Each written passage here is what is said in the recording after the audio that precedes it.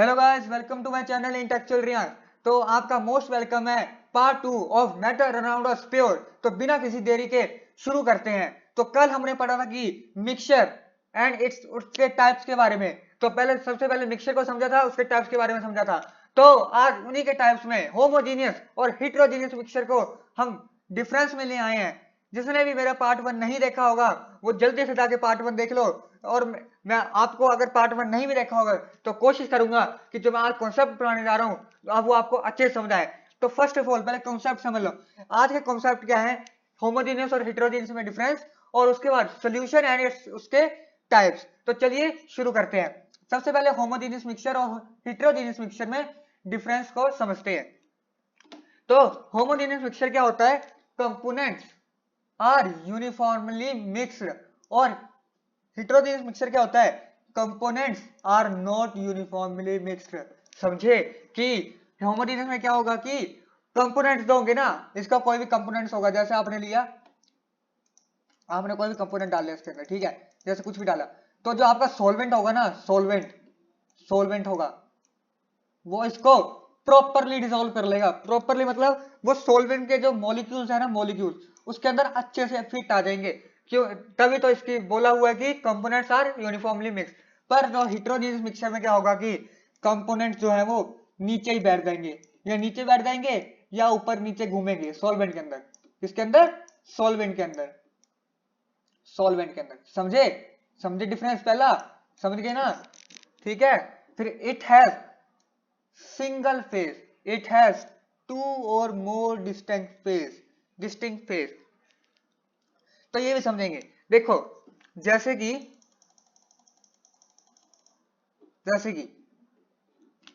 मैंने एक गिलास में पानी लिया, ठीक है, गिलास में पानी लिया मैंने, थिकनेस थोड़ी कम करता हूं, मेरे को लग रहा है ज्यादा थिक हो गया। ठीक है, मैंने एक गिलास में पानी लिया क्या, पानी ले लिया। चलो, पानी में मैंने डाला 1 चम्मच नमक। क्या डाल दिया? सॉल्ट डाल दिया।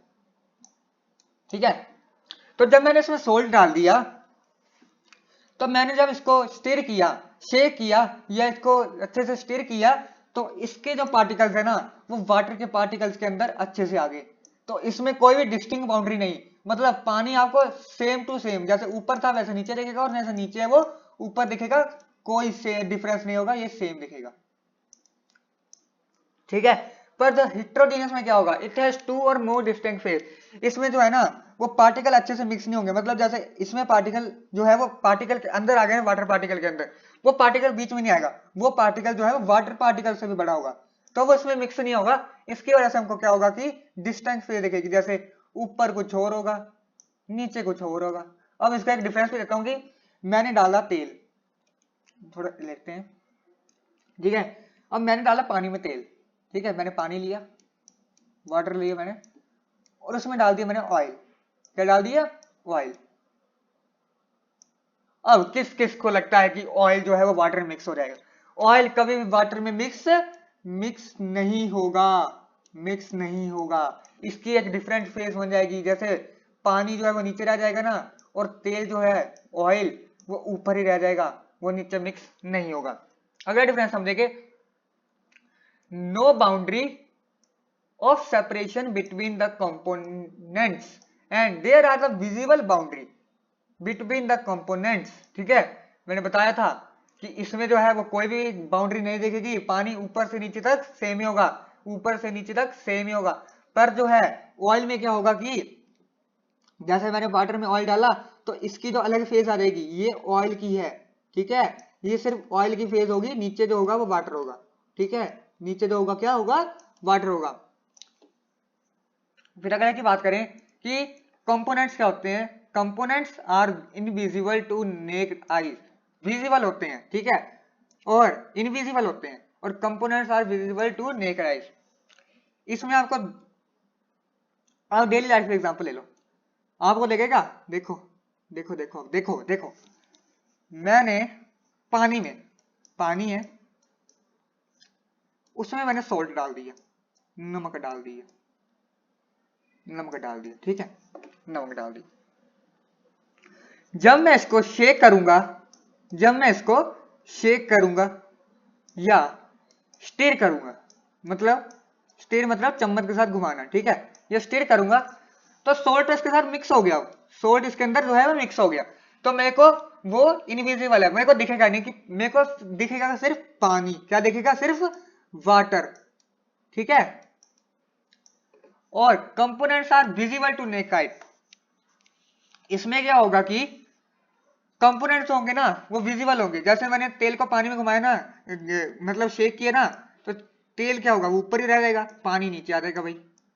अब हमको दिख रहा है भाई ये तो हमने तेल डाला था, ये मैंने ऑयल डाला था, मेरे को दिख रहा है कि ऑयल डाला हुआ है, मतलब ये जो है वो हिट्रोजीनियस मिक्सचर है, ये जो है वो हिट्रोजीनियस मिक्सचर है ना, और ये जो है वो होमोजीनियस है, ये क्या है, होमोजीनियस।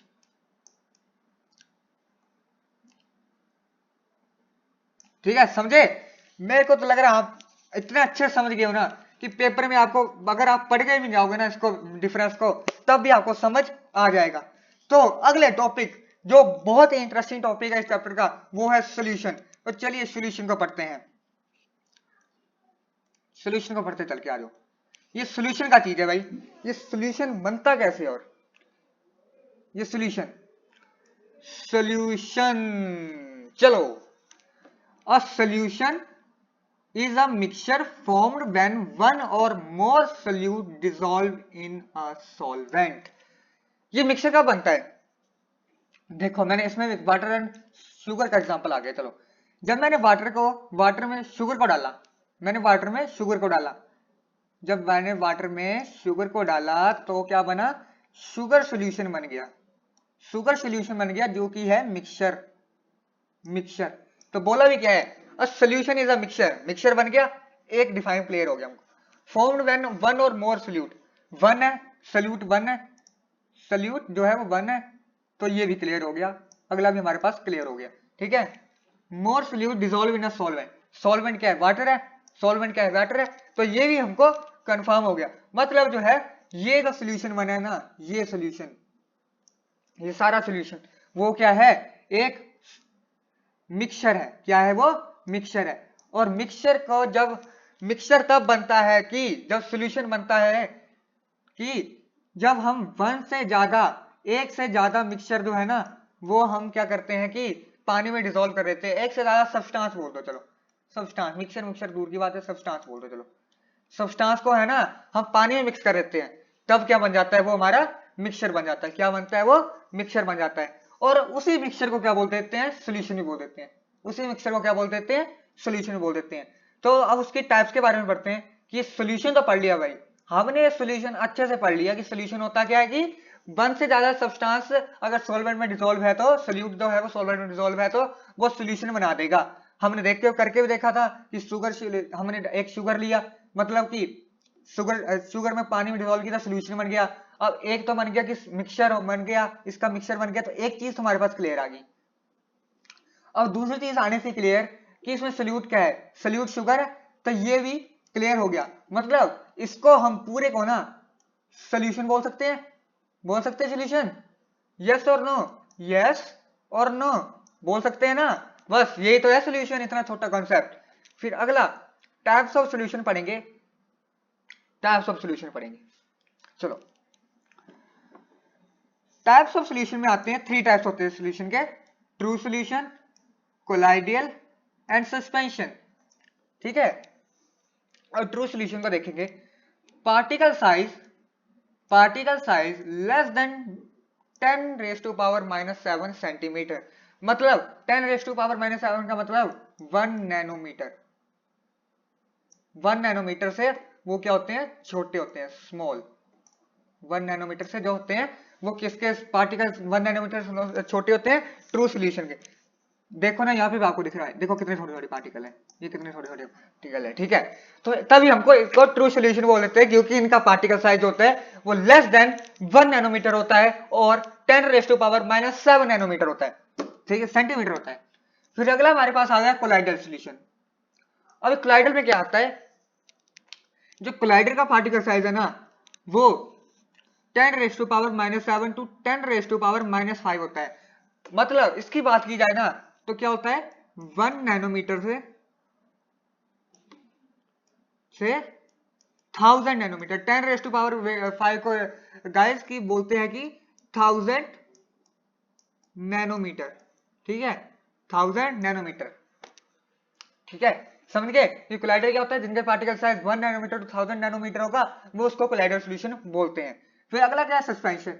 फिर सस्पेंशन क्या है, particle size greater than 10⁻⁻5 centimetre, और मैंने बताया था 10⁻⁻5 को क्या बोल देते हैं, 1000 एनम नैनोमीटर, ठीक है, 1000 नैनोमीटर। तो देखो समझ आया, समझ आया ना।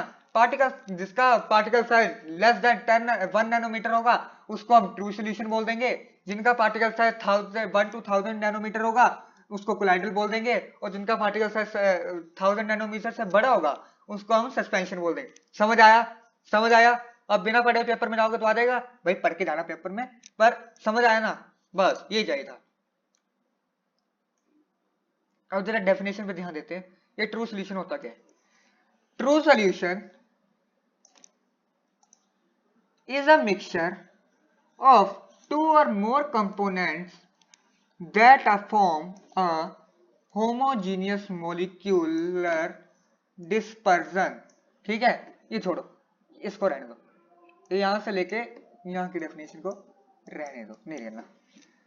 ट्रू सॉल्यूशन कौन से सॉल्यूशन होते हैं ना, जिनमें दो से ज्यादा कंपोनेंट होते हैं, ठीक है, दो से ज्यादा कंपोनेंट होते हैं, वो किसमें होते हैं, होमोजेनियस में होते हैं। होमोजेनियस मैंने पढ़ाया था कि जिनका पार्टिकल साइज 1 नैनोमीटर से कम हो उसको बोलते हैं होमोजेनियस मिक्सचर, ठीक है। तो समझे कि ट्रू सॉल्यूशन क्या होते हैं, जिनका पार्टिकल साइज, आप इतना लिख देना बस कि 1 नैनोमीटर लेस देन 1 नैनोमीटर, ठीक है, लेस देन 1 नैनोमीटर।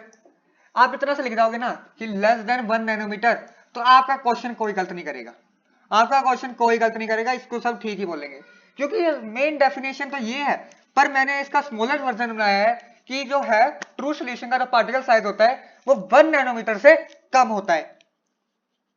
तो नीचे एग्जांपल भी देख लो, आ जाओ एग्जांपल दिखा देता हूं आपको, देखो अब इसमें भी सॉल्ट की एग्जांपल आ गई। देखो मैंने सॉल्ट लिया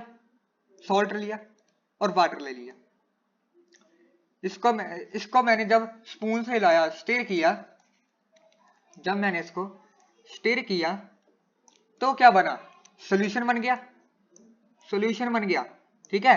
और वो कैसा सॉल्यूशन बना, ये देखो इसमें नमक थोड़ी दिख रहा है, आपको नमक दिख रहा है कहीं, नहीं दिख रहा है ना, तो क्या सा सॉल्यूशन बना, ये एक होमोजेनियस सॉल्यूशन बन गया। और मैंने बताया था जो होमोजेनियस सॉल्यूशन होते हैं उनका साइज 1 नैनोमीटर से कम होता है, लेस होता है, 1 नैनोमीटर से लेस होता है, तो उसको हम क्या बोलते हैं, ट्रू सॉल्यूशन, क्या बोलते हैं, ट्रू सॉल्यूशन,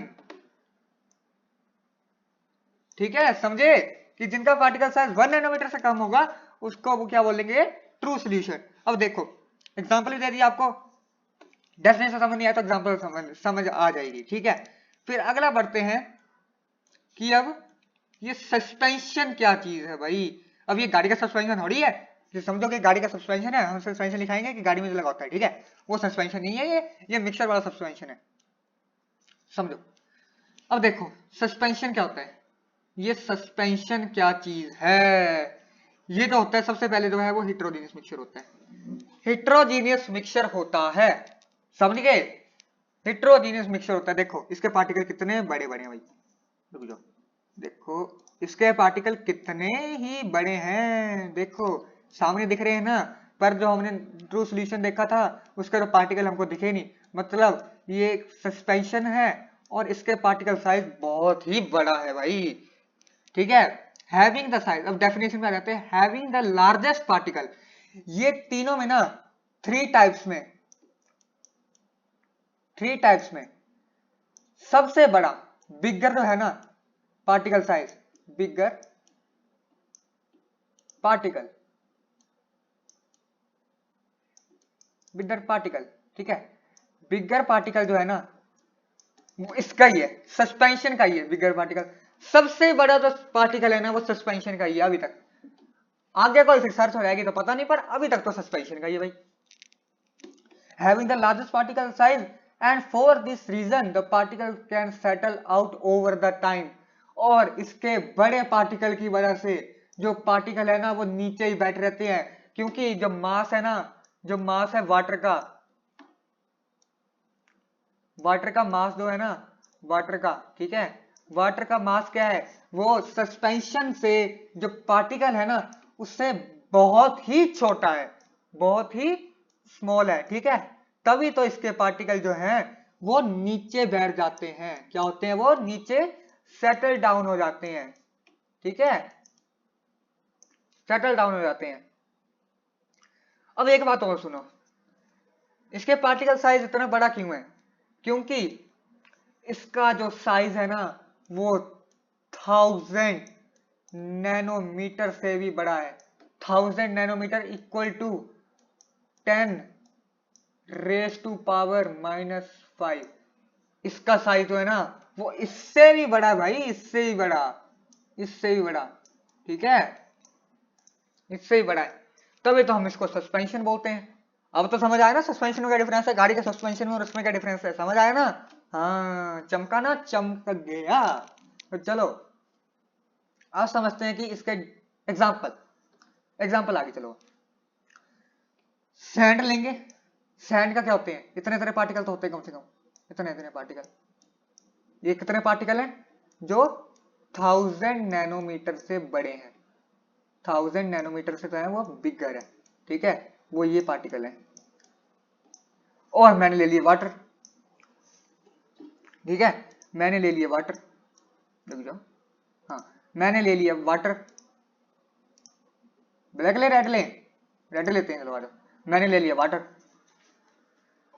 अब जब मैंने वाटर लिया और इसको स्पून की मदद से लाया ना, स्पून, ठीक है, स्पून की मदद से लाया, ये स्पून ही है भाई, ड्राइंग थोड़ी बेकार है, बेकार ही बोल लो चलो, ठीक है। तो ड्राइंग को मत देखो, अच्छे से कॉन्सेप्ट को ग्रैब करो, कॉन्सेप्ट है क्या। अब मैंने स्पून से इसको हिलाया हिलाया हिलाया हिलाया हिलाया हिलाया, ठीक है, स्पून से लाया। अब थोड़ी देर के लिए तो सैंड, थोड़ी देर के लिए तो सैंड ना इसके ऊपर घूमते रहेगी, इसके यहाँ पे यहाँ पे यहाँ पे यहाँ पे सैंड के पार्टिकल दिखते रहेंगे आपको, ठीक है। पर आप विद इन 2 और 3 मिनट्स में देखोगे ना, 2 और 3 मिनट्स में, ठीक है, तो ये जो सैंड होगी ना वो नीचे बैठ जाएगी। क्यों, इसका भी एग्जांपल है, क्योंकि इसके जो पार्टिकल साइज 1000 नैनोमीटर से बड़ा है, और 1000 नैनोमीटर तो वाटर का पार्टिकल का साइज नहीं है भाई, तभी तो ये नीचे बैठ रही है, ठीक है। और ये जो सोल्यूशन है वो रियल लाइफ में बन जाएगा, ये एग्जांपल बोल रही है, ये रियल लाइफ में बन जाएगा। समझे क्या होता है सस्पेंशन, चमका ना, दिमाग में बिल्कुल बैठ जाओ कि सस्पेंशन क्या होता है, सस्पेंशन को बोलो कि दिमाग में पूरा बैठ जाए कि सस्पेंशन होता क्या है, ठीक है। अब अगला चलते हैं कोलाइडल में, अब कोलाइडल में चलते हैं। तो ये कोलाइडर क्या चीज है, कोलाइड्स बोलते हैं इसको, ठीक है, कोलाइड्स, कोलाइडल बोल देते हैं, कोलाइड्स बोल दो, कुछ भी बोल दो। ये भी हिट्रोजीनियस मिक्सचर ही है भाई, इसको भी ना ना ना ना होमोजीनियस ये भी नहीं है। आप बोलोगे कि इसका particle size -7 to 10 raise to power -7 है, तो ना ना ना ना, इसका भी तो है, क्या है, इसका भी तो particle size 10 raise to power -7 हो सकता है, तभी तो इसको हिट्रोजीनियस मिक्सचर बोला है, ठीक है, हेट्रोजीनियस मिक्सचर बोला है। अब देखो इन विच, डेफिनेशन करते हैं, in which small particles of one substance are evenly distributed throughout another substance and do not settle out as they do not with suspension, ठीक है। इस डायग्राम को इतना बड़ा बड़ा तरह से बोला है ना, आपको समझ नहीं आएगी, मैं बताता हूँ क्या है इसमें, समझ लो बस, इस बड़ी चढ़ी डायग्राम को भी आप आसानी से समझ सकते हो, मैं समझाऊंगा ना, मैं बैठा हूँ यहाँ पे, ठीक है। इसमें क्या बोला है ना कि इनका पार्टिकल साइज तो 10 raise to power -7 to 10 raise to power -7 ही है, ठीक है, पार्टिकल साइज तो समझ आ गया। आप एक लाइन ये से लिख सकते हो पार्टिकल साइज, ठीक है। फिर अगली लाइन में क्या लिखोगे कि ये जो है ना सस्पेंशन की तरह नीचे नहीं बैठती, जैसे सस्पेंशन जो है वो नीचे बैठ जाता है ना, ये बिल्कुल नीचे बैठ जाएगा, यहाँ पे आके बैठ जाएगा, ये सस्पेंशन की तरह नीचे नहीं बैठती है, ये ऊपर सस्पेंडली घूमी रहती है, ऊपर कोलाइड जो है ना वो ऊपर ही घूमते रहते हैं, ये नीचे आएंगे नहीं भाई। इन्होंने बोला मैं नहीं नीचे आऊंगा, ठीक है, इन्होंने बोला कि मैं नहीं नीचे आऊंगा, मैं ऊपर ही घूमते रहूंगा, ठीक है। तो एक लाइन ये होगी कि पार्टिकल साइज जो होता है 10⁻⁷ टू 10⁻⁵ होता है, और दूसरी लाइन आगे कि ये सस्पेंशन की तरह नीचे नहीं बैठते और ये पूरी हमर घूमते ही रहेंगे, बस इनको तो कोई काम ही नहीं है। और ठीक है, ठीक है, समझ के। अब जो डेफिनेशन समझता है उसको एग्जाम्पल के साथ समझाते हैं, ठीक है। इसको छोड़ दो, चलो इसको पढ़ लो, इसको पढ़ लो, चलो आ लो, पहले इसको पढ़ते हैं। देखो मैंने जो लिया मिल्क लिया, जो सोल्यूट है, एक तरह का सोल्यूट है मिल्क, ठीक है, और लिया वाटर जो एक तरह का सॉल्वेंट है। मैंने वाटर में मिल्क को मिक्स कर दिया, क्या किया, वाटर में मिल्क को क्या किया, मिक्स कर दिया, मिक्स कर दिया। चलो आ जाओ, मिक्स कर दिया। अब क्या बन गया हमारे पास, मिल्क कोलाइड बन गया, मिल्क सॉल्यूशन बन गया। अब इसमें क्या होगी, जब आप इसके ऊपर लाइट मारोगे ना, ये टिंडल इफेक्ट फॉर्म करेगी, क्या होने करेगी फॉर्म, टिंडल इफेक्ट, ठीक है, टिंडल इफेक्ट फॉर्म करेगी। अब ये टिंडल इफेक्ट क्या है वो तो आपको पार्ट 3 में समझ आएगा, तो इसी इफेक्ट के लिए ना आपको पार्ट 3 भी देखना ही पड़ेगा। चलो, लाइट स्केटर्ड बाय पार्टिकल्स, ये भी टिंडल इफेक्ट ही, ये भी मैंने बोला कि ये टिंडल इफेक्ट है, इसको तो मैंने बोला टिंडल इफेक्ट है, ठीक है। ये जो लाइट ना, अगर ये ट्रू सोल्यूशन होता है ना, ये लाइट जो होती ना वो इसके अंदर नहीं दिखती, ये इसके अंदर नहीं दिखती, ये तो दिखती है बाहर दिखती है आके। जैसे कोई सरफेस ले लो ना, ये कोई सरफेस ले लो आप, ठीक है, और कोई सरफेस ले लो, तो आपको ये लाइट तो है ना वो बाहर दिखेगी, ये जो है ना बाहर दिखेगी, बाहर ऐसे करके जैसे बीम पड़ेगी लाइट के ऊपर, ये तो आपको बाहर दिखेंगी, ये आपको अंदर नहीं दिखेंगी अगर ट्रू सोल्यूशन होगा।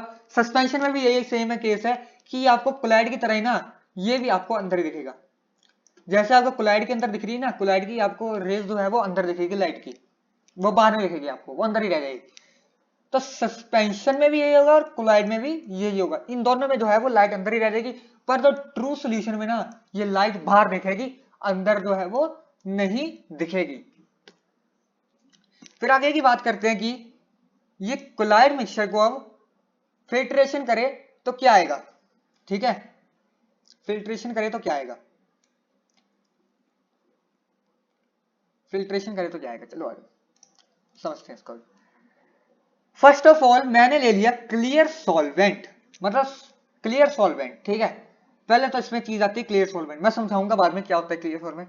दूसरी आ गई हमारे पास रेजिड्यू, तीसरी फिल्टर पेपर कौन, और अगला कोलाइड। ये कोलाइड तो है ना, पहले इसकी बात करते हैं। ये कोलाइड जो है ना वो वही मिक्सचर है जो आपने ये बनाया है, इस मिक्सचर को ना कोलाइड बोलते हैं, इसको क्या बोलते हैं, कोलाइड बोलते हैं। अब हम सीखेंगे कि इसकी फिल्ट्रेशन कैसे होती है, इसकी ना फिल्ट्रेशन कैसे होती है। चलिए, ये कोलाइड है, ये जो है वो फिल्टर पेपर है, ये क्या है, फिल्टर पेपर है। तो जब हमने इसको फिल्टर पेपर पे डाला तब ये तो सारा सॉल्वेंट है ना, ये क्लियर वाट मिल्क कोलाइड, ये सारा का सारा ना इसमें आ जाएगा, ये मिल्क कोलाइड है पूरा, ये क्या है, मिल्क कोलाइड, ठीक है, ये सारा का सारा मिल्क कोलाइड है, ठीक है, समझ गए ना, मिल्क कोलाइड है। तो अब ये सारा का सारा सॉल्यूशन ऐसे आ गया, तो मतलब हमको कोई भी पार्टिकल नहीं मिलेगा फिल्टर पेपर के ऊपर ना, कोई भी पार्टिकल नहीं मिलेगा फिल्टर पेपर के ऊपर, समझे ना, फिल्टर पेपर के ऊपर कोई पार्टिकल नहीं मिलेगा।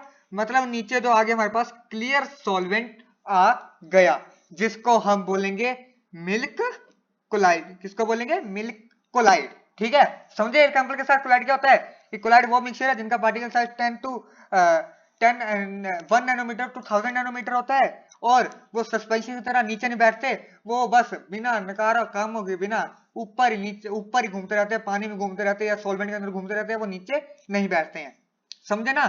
कोलाइड समझ आ गया, जैसे सस्पेंशन और ट्रू सॉल्यूशन समझ आया वैसे कोलाइड समझ आ गया ना, वेरी गुड, मतलब आपका दिमाग बहुत तेज है, बहुत, ठीक है, बहुत तेज है। अब इस वीडियो का लास्ट टॉपिक, अब इस वीडियो का लास्ट टॉपिक आ जाओ। इस वीडियो का लास्ट टॉपिक है, अब हमने पढ़ा कि true solution, colloidal solution, suspension, ये तो है ना, पर इसके अलावा भी ना इन सॉल्यूशन की टाइप्स और भी हैं। जैसे 3 टाइप्स वो है ना, तो अगली भी टाइप्स है कि अनसैचुरेटेड सॉल्यूशन, सैचुरेटेड सॉल्यूशन और सुपर सैचुरेटेड सॉल्यूशन। ठीक है, सुपर सैचुरेटेड सॉल्यूशन।